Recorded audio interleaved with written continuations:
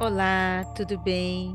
Você está chegando aqui no podcast Aconteceu Comigo, um programa sobre histórias, relatos de experiências sobrenaturais, lendas, causos de mistérios e coisas estranhas que acontecem com os nossos ouvintes.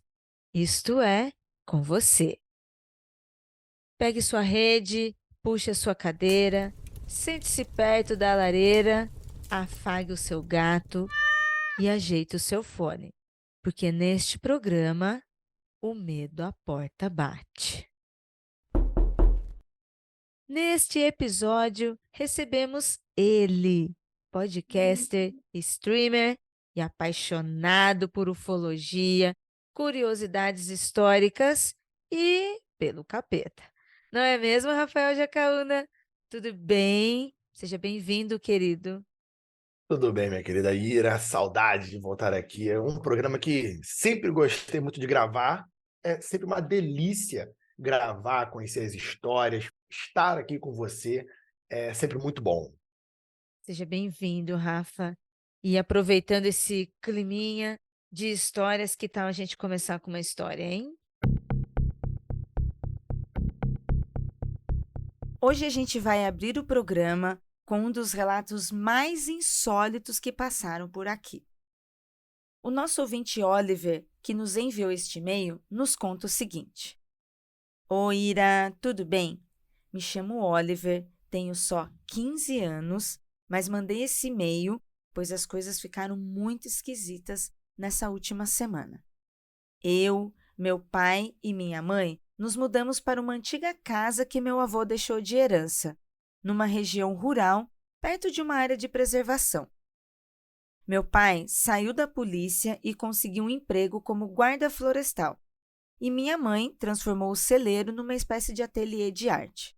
Eu sou muito sensível com qualquer coisa, então a gente achou que viver aqui, numa cidadezinha do interior, seria melhor para mim. Mas não foi isso que aconteceu. Eu descobri que no ano passado, um homem sequestrou e sumiu com algumas crianças nas pedras esquisitas aqui perto, fazendo uma espécie de ritual. O assassino foi preso, mas dizem que no dia que ele foi para a cadeira elétrica, seu corpo nunca foi encontrado. A verdade é que meu pai não fala muito sobre essas histórias e nem me conta como era viver aqui com o meu avô, que era um homem violento e abusivo. Às vezes, eu acho que meu pai ainda vê o espírito do meu avô. E um dia ouvi minha mãe cochichar para ele que as esculturas que ela faz no celeiro estavam ganhando vida. Tem também esse garoto esquisito chamado Jake. Achei que ele era meu amigo, mas ele me mostrou algo proibido que eu não consigo explicar. Agora eu tenho certeza de que algo muito ruim está vagando pelos túneis, montanhas e pelas antigas minas de carvão aqui perto. Algo vai acontecer e minha única pista para salvar a minha família é esse livro, O Livro dos Acidentes. Por favor, Ira, me ajuda a desvendar esse mistério e impedir que algo muito ruim aconteça com as pessoas que eu amo. Gente, O Livro dos Acidentes é o novo lançamento do selo Alta Novel da editora Alta Books. É uma história incrível do autor Chuck Wedding que mistura terror, mistério, magia e o amor de uma família que é capaz de tudo para proteger aqueles que amam. Vai ter link aqui na descrição do episódio e você encontra ele em todas as livrarias do Brasil. Vamos acompanhar tudo sobre os lançamentos da Alta Books e falar mais do Livro dos Acidentes lá nas nossas redes sociais. Comenta lá com a gente! E agora, vamos para o próximo relato.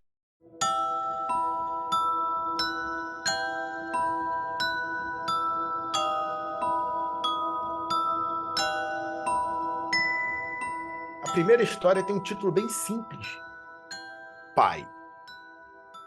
Olá, Ira e pessoal do Mundo Freak, como estão? Me chamo Raik e acompanho vocês há um período relativamente longo e simplesmente fico fascinado pelos relatos aqui contados. Nunca achei que havia experimentado algo envolvendo o sobrenatural. Entretanto, somente aos 24 anos, após tanto tempo guardando isso, eu resolvi contar. Sinto que é algo importante. Então, aqui está o meu relato. Nunca fui muito próximo do meu pai. Tínhamos uma relação saudável, sim, porém poucas vezes conversávamos olho no olho, como costumava fazer com minha mãe. Morávamos em uma cidadezinha minúscula no interior de Minas Gerais chamada Juvenília. E por complicações financeiras, meu pai saiu em busca de oportunidades lá fora, o que nos deixou mais distantes. Pouco tempo depois, nos mudamos para a mesma cidade onde ele havia conseguido um emprego. Fui filho único até os meus 10 anos. E com a chegada da minha irmã, veio a despedida do meu pai 4 anos depois. Ele faleceu vítima de câncer. Durante o período que ele estava mal, meus familiares me perguntavam se eu queria visitá-lo, conversar com ele. E por ser jovem, não levei a sério. Soava chato imaginar ir até o hospital para conversar. Que criança trocaria um dia inteiro brincando com os primos nas férias, né? Não tinha muita noção do que estava acontecendo, por ser muito inocente e infantil na época. Sabia que ele estava doente, mas acreditava que ele voltaria bem. Estávamos na casa do meu tio, pois o acesso até o hospital era mais fácil a partir dali. Éramos muito humildes e eles ofereceram o suporte do que podiam. 3 dias antes do meu pai falecer, eu o vi sentado no sofá e fui até ele. Minha mãe ou minha tia, não me lembro ao certo, estava sentada ao seu lado também, perguntando sobre como ele se sentia. Por não saber muito da situação, tentei me aproximar dele. E o mesmo pediu para que eu não o tocasse, pois estava sentindo muita dor. Logo após isso, ele começou a passar mal. Então o levaram às pressas para o hospital, enquanto eu assistia toda a cena. Ele não voltou mais após isso. O meu primeiro contato com a morte foi ali, um telefonema da minha mãe me contando o que havia acontecido.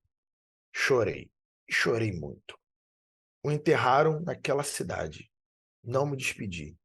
Até hoje não visitei seu túmulo, por vergonha de mim mesmo. Alguns dias depois, como não havia mais nada ali para nós, já que estávamos morando naquela cidade por conta do meu pai, precisávamos nos decidir entre voltar até minha cidade natal ou continuar ali. Minha mãe disse que queria se decidir em breve, já que ninguém tinha cabeça para pensar sobre aquela situação no momento. Já era noite, e foi na manhã do dia seguinte que aconteceu. Eu, minha mãe e minha irmã acordamos bem cedo com o despertador de um celular. Ninguém entendeu, pois não havíamos programado nada no dia seguinte. Porém, o celular que tocava era do meu pai, que já não ligava há muito tempo por ter queimado ou algo assim. Tanto que ele estava jogado em uma cestinha no canto, pois não funcionava mais.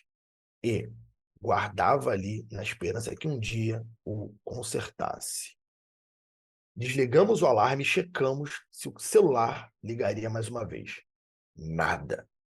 O ônibus que nos levaria de volta à minha cidade natal iria passar em 1 hora. Nós encaramos por alguns segundos. Minha mãe disse: "Vamos voltar." Minha avó mencionou que isso poderia ser um sinal dele, o que foi aceito como um sim por todos ali. Então voltamos para minha cidade natal de fato. Sempre pensei sobre esse acontecimento, sempre procurei uma explicação sobre isso, mas também aceitei como sendo um sinal ou um pedido do meu pai após sua partida. Agora adulto e morando sozinho em outra cidade, me deparo com outra situação. Essa foi a responsável por me motivar a relatar tudo. Antes dessa pandemia ficar ainda pior, minha irmã veio passar um tempo comigo.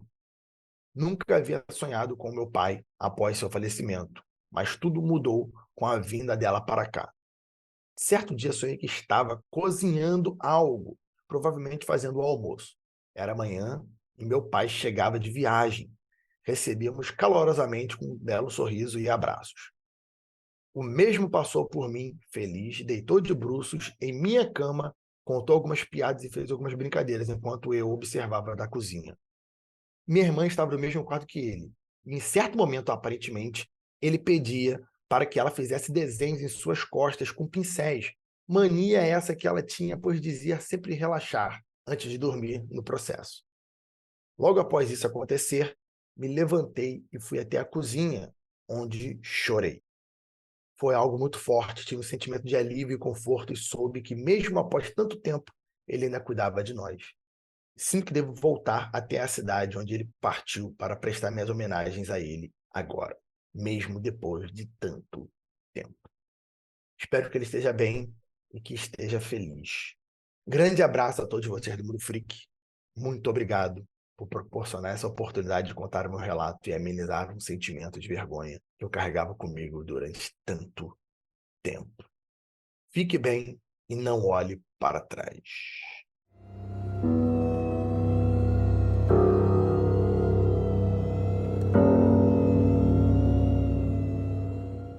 Que história, Ira? Eu achei essa história linda. Raik, ou Raik, não sei como que pronuncia. Muito obrigada por contar pra gente essa história, por abrir o seu coração, por fazer esse confesso em que você também não precisava. Eu espero que você fique bem.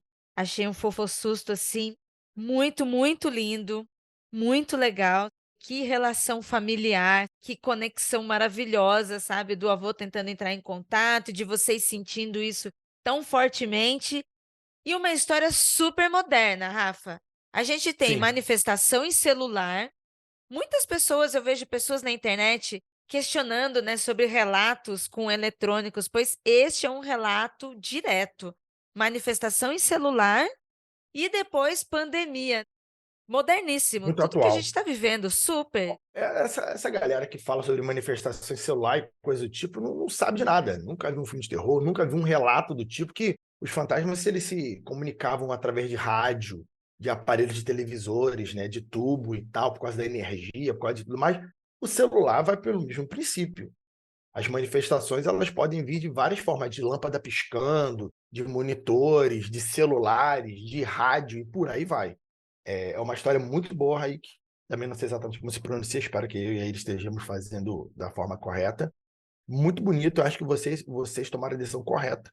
Eu acho que ele queria, de fato, que vocês voltassem para a cidade de vocês. Se o celular tocou, tinha um motivo para isso. E que bom que vocês aceitaram o conselho. Acredito que deve ter sido uma boa escolha, porque você e sua irmã parece que estão bem atualmente. Muito legal, muito fofo. Não sinta esse peso, né? Eu também perdi minha mãe.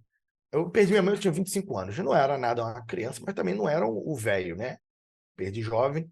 E uma coisa que eu comento com a galera, eu sou bem leve no sentido de falar da minha mãe, porque é isso que eu falo com o pessoal, né? Quando minha mãe era viva, esse recado fica principalmente para o pessoal que tem os pais vivos aí, tá? Principalmente pais que valem a pena, né? Eu sempre dizia para minha mãe que eu amava ela sempre tinha oportunidade, abraçava, fazia carinho, brincava com minha mãe, era sempre uma coisa muito leve, muito tranquila, muito amorosa. E quando minha mãe morreu, ela morreu muito de repente. Teve um aneurisma, internou, 3, 4 dias depois ela entrou em óbito. Então eu não pude despedir dela nem nada. Mas, reparem, ouvintes, eu sei que a cada dia que ela estava viva, eu tratei ela da melhor forma possível, com todo carinho e amor possível. Eu nunca deixei de falar que eu amava ela em nenhuma oportunidade que eu tinha quando eu queria. Então, eu nunca tive nenhuma mágoa comigo mesmo sobre. Eu nunca disse para minha mãe que. Pelo contrário, eu sei que ela foi e eu nunca tive nenhum desse pesar, porque de fato era a coisa que eu sempre deixava muito claro, em palavras ditas, com todas as letras. E se você tem os pais vivos, se você tem quem é aquela pessoa que você quer falar, fale, não segure isso para você, porque às vezes, do nada, acaba. E aí você fica com essa mágoa, e essa mágoa é um veneno para a sua vida. E ainda bem que o Raik teve esse sonho que foi uma catarse para ele, que foi muito gostoso, isso no momento dele. Isso que vale para a gente, sabe? Tem que aproveitar hoje. Deixa para amanhã aquele trabalho. e você não quer fazer, ou mas não deixa para amanhã o carinho, a atenção, né, o amor que as pessoas. O trabalho deixa para amanhã, mas o amor e o carinho não. O trabalho vai estar te esperando. Amanhã as pessoas podem não estar aí. Então, é hoje. Caraca, hein, Rafa? Mandou geral agora, hein? Nossa, o ouvinte veio aqui para passar medo e sai acolhido, levando mensagem motivacional ainda para, olha, conexões e ligações com o amor da sua vida, com a sua família, com a pessoa que você ama. É isso aí. É isso aí. Quando a gente pega uma história dessa que tem uma conexão não com necessariamente susto, mas algo muito positivo, a gente tem que trazer uma experiência nossa aí que seja também, acho que some, né? Que some com esse exemplo que o ouvinte deu, que é um exemplo muito maneiro, muito legal. E ele abriu o coração, né, como você disse, né? Então, é importante, é importante. É meio chato a gente ver as pessoas com as mágoas assim, e às vezes não tem como resolver. Sabe? Brigar com alguém, você pode pedir desculpa a qualquer momento, pode voltar atrás. Mágoa é foda. Mas quando a pessoa morre, fodeu. Não dá, não dá. E aí complica muito. Então, não é legal deixar para amanhã essas coisas. É isso aí. E você também, aproveitando o gancho, você ouvinte, não deixe para amanhã o e-mail que você pode enviar com a sua história hoje.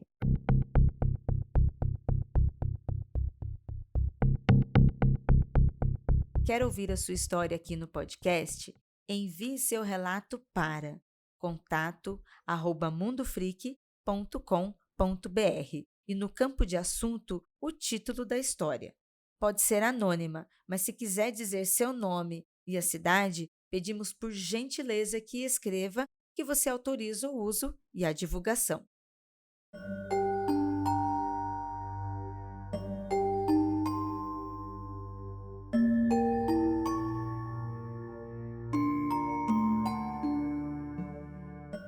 Vou ler aqui uma história chamada Radar de Espíritos.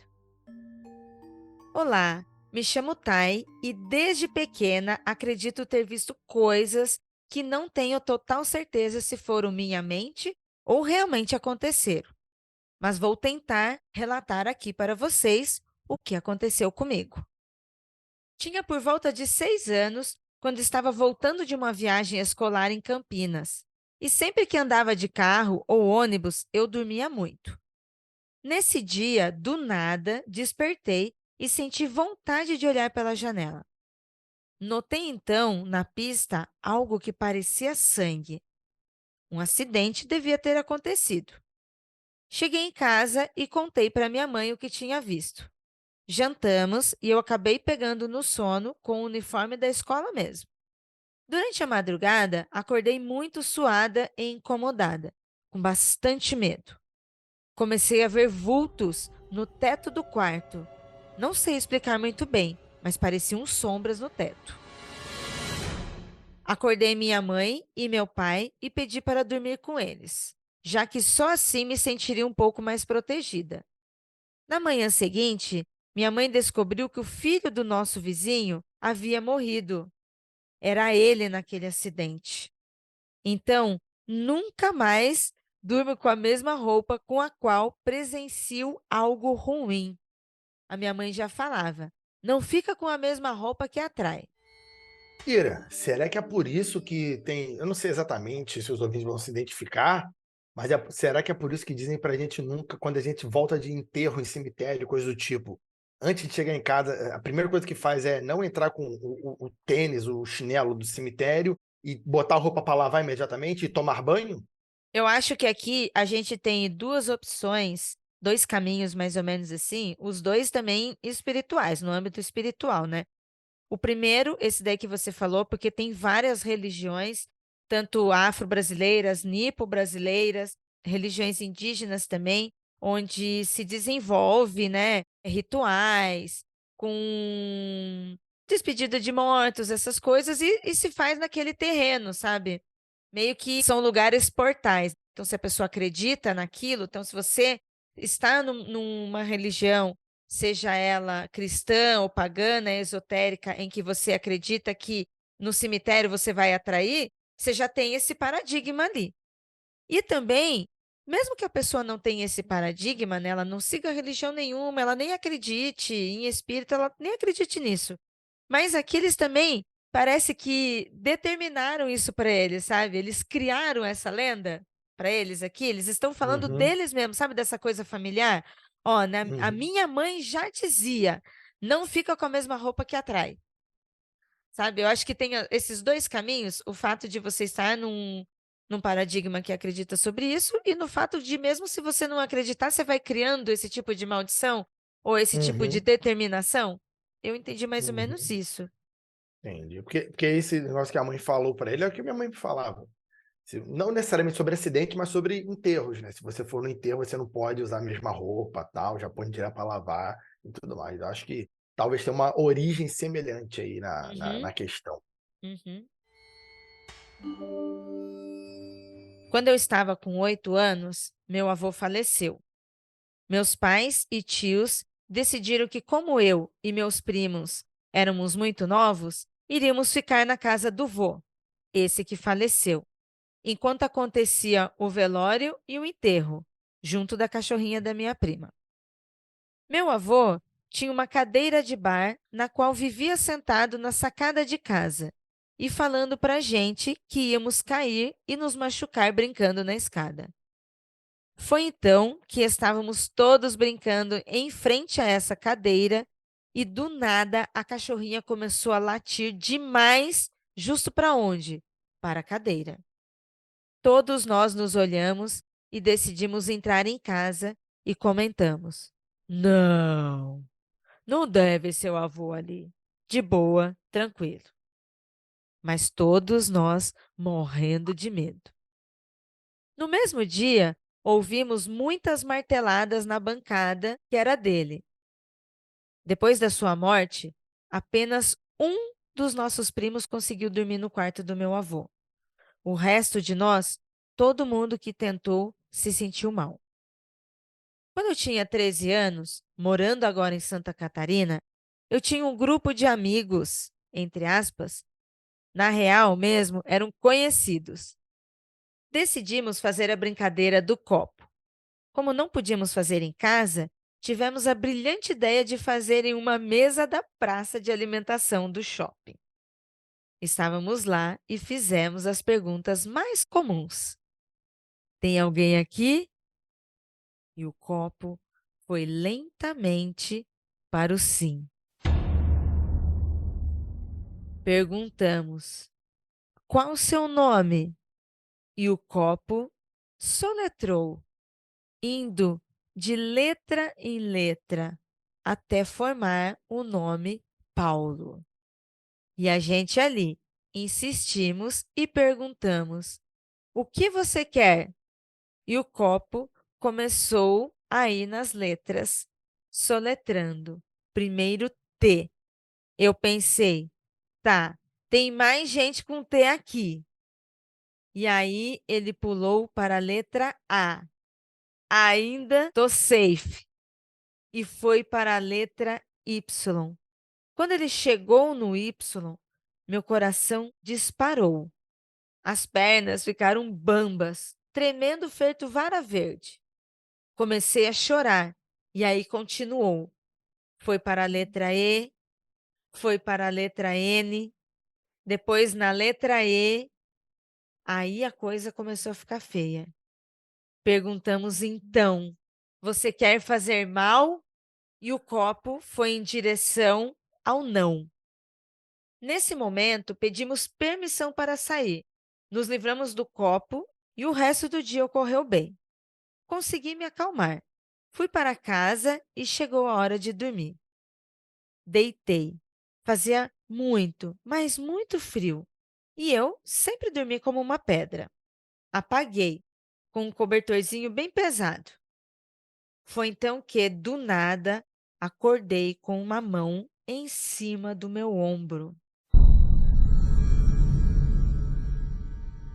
Mas eu não tive medo. Olhei para o lado e vi um vulto branco do lado da minha cama. Lembro que a primeira coisa que passou na minha mente foi: Ah, é o Paulo. E voltei a dormir tranquilamente. Ainda com 13, 14 anos, inventamos de fazer a brincadeira do copo de novo. Dessa vez, dentro do meu quarto. Nada aconteceu de fato, mas depois dessa tentativa, eu conseguia sentir a presença de clima dentro do meu quarto e fora dele. Realmente havia ficado algo pesado, mas eu não fiz nada sobre isso. Por volta dos meus 20 anos, estava em casa sozinha durante o dia, porque a aula da faculdade era só à noite. Fui na cozinha e, durante o trajeto no corredor até a cozinha, eu senti algo tentando encostar em mim. Não olhei para trás, não fiz nada. E chegando em frente ao fogão, tive a sensação desse algo encostar tudo em mim. Nunca vi nada, apenas senti. Com 26 anos, meu padrasto faleceu. Depois disso, eu o vi uma vez no corredor do mercado. E hoje em dia, sempre ouço alguém girando a chave na porta quando eu estou sozinha na casa da minha mãe. De fato, nunca tive contatos fora esses. Não sei dizer o que foram e nem me sinto apta a procurar pelo Espiritismo, pelo fato de ser necessário crer em Deus. E isso eu nunca vou acreditar.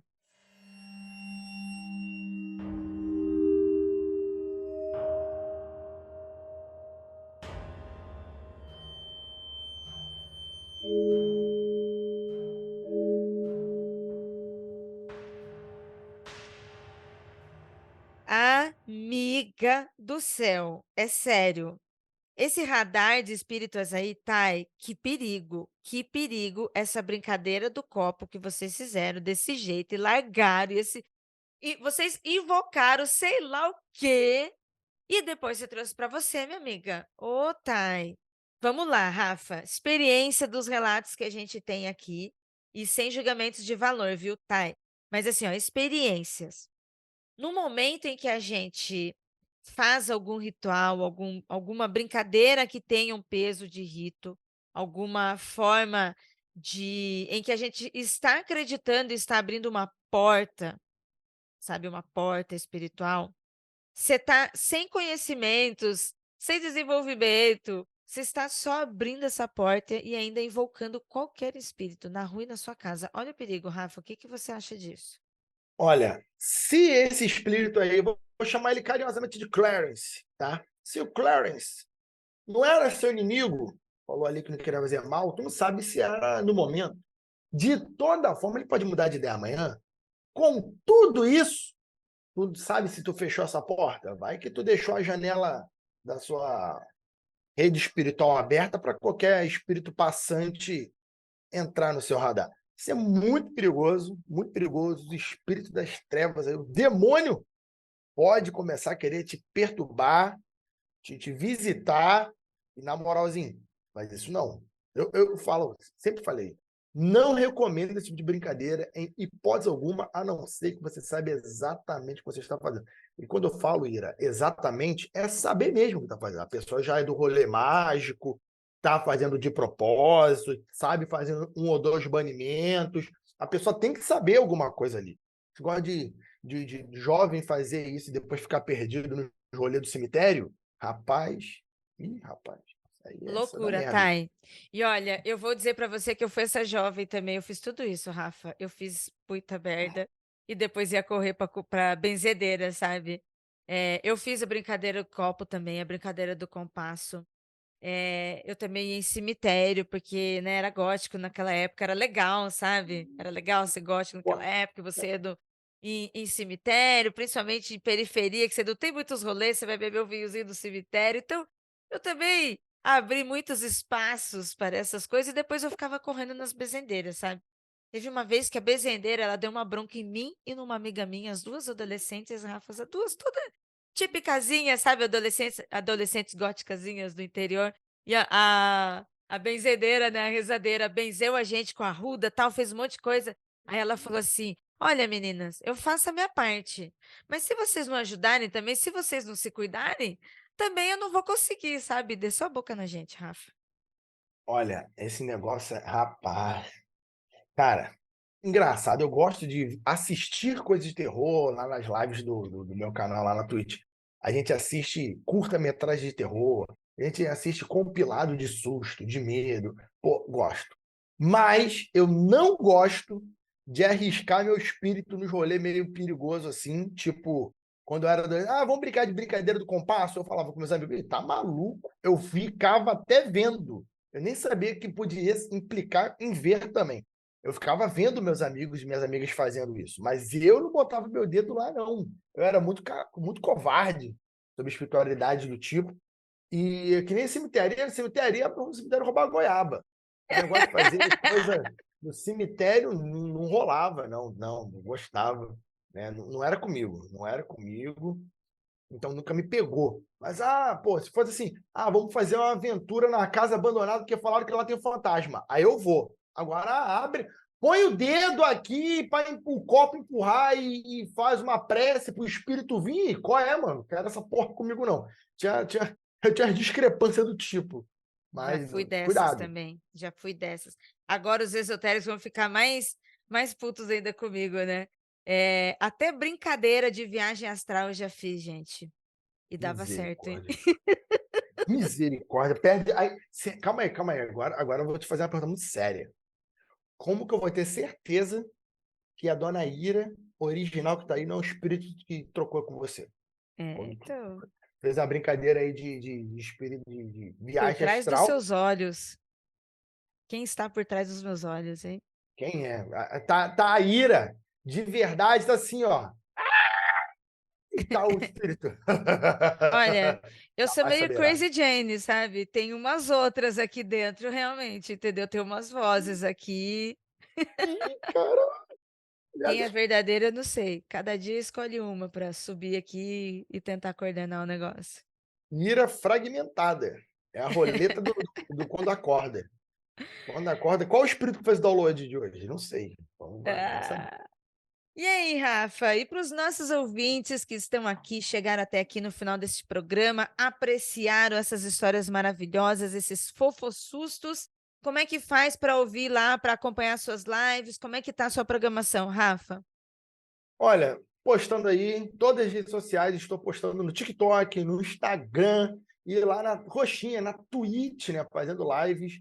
As lives acontecem em vários horários, mas preferencialmente às 8 horas. Aí o calendário vai basicamente domingo e segunda, 8 horas da noite, e aí sábados, eventualmente, à tarde, terças e quartas, às vezes, à tarde, e quinta-feiras à noite também. 8 horas da noite, estou jogando RPG atualmente, com a galera lá, um D&Dzinho, né? A Mabê, que já é prata da casa aqui do Mundo Freak, está lá jogando conosco.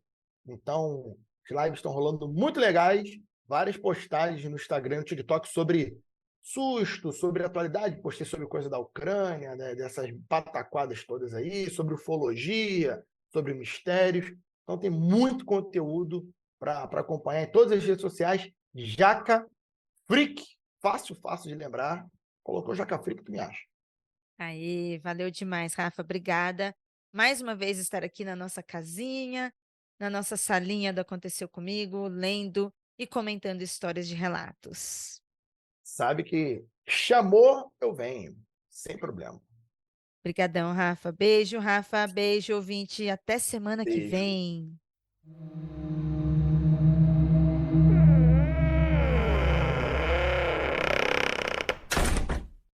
Produziram esse podcast. Jay Carrilho, produção de pauta, Eli Antunes, trilha e edição, Ananda Mida, produção e arte visual de Zé Neto Design.